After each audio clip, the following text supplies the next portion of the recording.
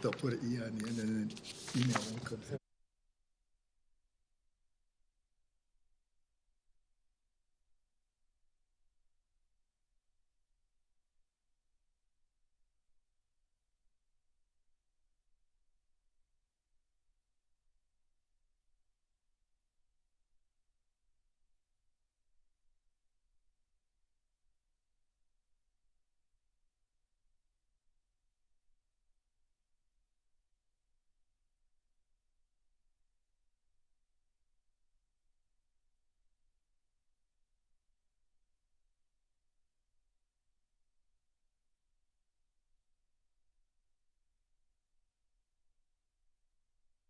With packages, it's crazy. Here we go.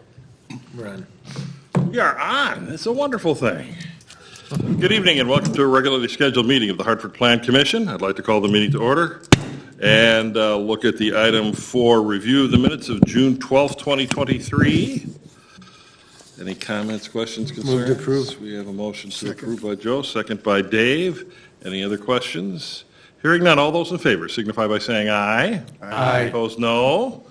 Motion carried. Thank you. Next, we have appearances. Anybody from our vast studio audience wishing to come up and appear, you just state your name and address, and you get 3 glorious minutes. Oh, Come. yes. Just adjust the microphone. Please make sure it's on. Okay. There you go. Thank you. My name is Grace McCune, 2466 Low Lane, Erin, Wisconsin, and I'd just like to say I agree with the Lapine farmland 4-lot annexation. My dad has had this idea in mind since he first started the subdivision, and he could not be here today because of work. Thank you. Super. Thank you. Anyone else? Third call for appearances. Hearing none, we'll go to item number 4, discussion and consideration of a sign permit for Infinity Design of Wisconsin at 59 North Main Street. Jacob, our new city planner, will take this one. Good evening. So a little background here. Teresa Siebenlist is submitting an Could application. you move that microphone just a little? All There you right. go. Thank you.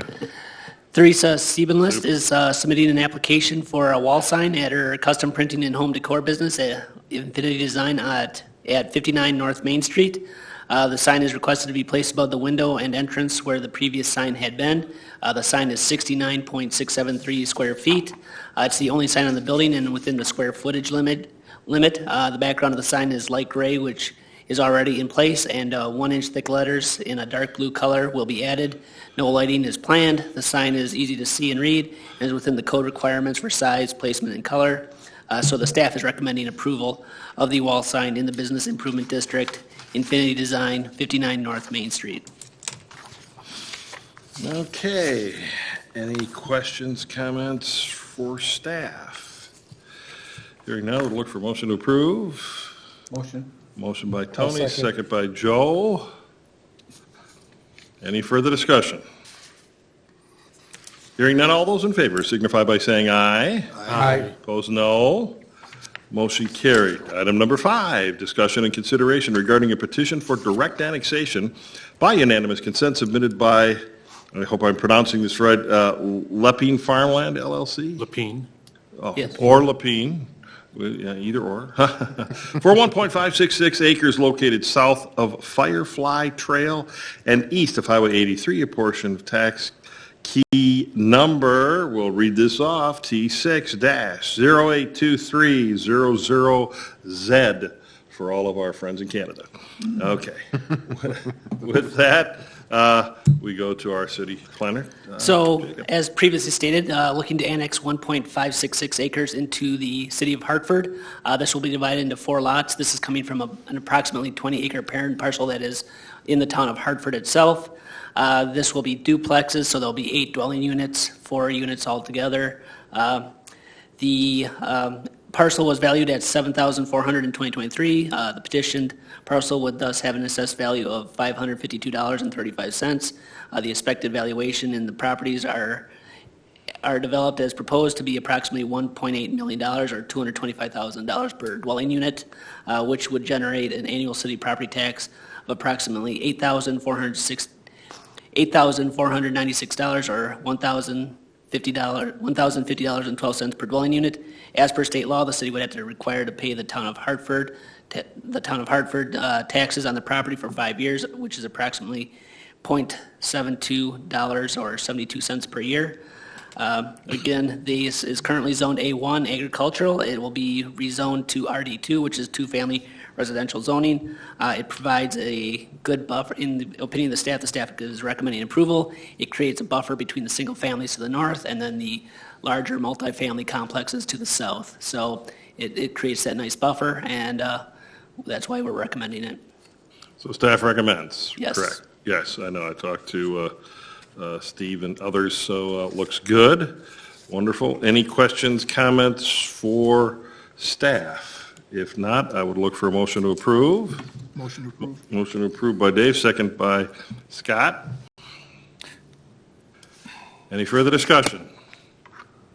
Hearing none, all those in favor signify by saying aye. Aye. Opposed, no. Motion carried. Thank you. Planners report, zoning code rewrite. Jacob, you're taking this? We don't have our attorney here. You're going to? Correct, I'll be taking that over. Wonderful, thank you. No problem. So there was two articles in here. One is the Wellhead Protection Overlay District that pretty much mirrored our current code. However, it was noted during the actual creation of this code that several wells have been abandoned, and we have new wells in the Wellhead Protection Overlay District. Again, this is required in our ordinance to protect our wells from contamination. There's two different districts on each wellhead protection zone. One's a 30-day return interval to the well, and then there's the 5-year return interval to the well. So each of those different land areas within each wellhead has different regulations as to what is allowed and what is not allowed. But again, this is just pretty much what we have in the current code. It's just updated to include the new wells, remove the old wells that have been since abandoned. So that is what that kind of covers right there. And then Appendix B is the land use descriptions. This one is, everything in that one is labeled new, that is new. Since our code was adopted, the initial code was adopted, obviously a lot has changed in our land use planning in cities. Some of those include requirements by state statutes for electrical, solar power, as well as wind power generation. There are certain state statutes on which guide us on how we can and cannot regulate them. Also telecommunication facilities as well on how we can and cannot regulate them. So we're continually trying to update, and this gives us those abilities to stay compliant with state statutes as well as moving forward. We've also identified some other things in the code, just breaking it down into more detailed language so that it reduces the amount of confusion. It creates a black line as opposed to gray lines, and that's the purpose of these land use definitions. That's why there's vastly more compared to our current code.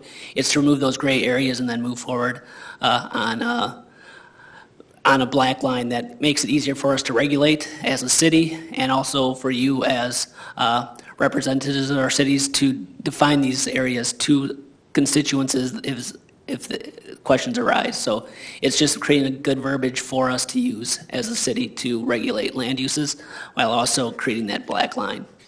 Okay, Dave, given your expertise, when I read through that, I was thinking, boy, I'm glad Dave Paquette is on here as regards to what he was speaking at regarding the wells. We're all clear with that? Everything looks good regarding? Yeah, and it covers some sewer in there as well. Yep. Spills Right. for sewer and whatnot, and it's pretty standard. Okay, good. All right. Yeah, we're looking into geothermal on that section of code just because sometimes instead of just putting water down into these geothermal wells for geothermal heating, sometimes they use certain types of proprietary chemicals, and we just want to make sure that we're not introducing anything into our watershed, into our water reaches. Right. And we certainly appreciate that. Now, one of the things you talked about, telephone, telecommunication, wireless, and all of that. So I do know that there have been certain statutes or laws passed that restrict a municipality's ability to say, no, you're not putting that tower there.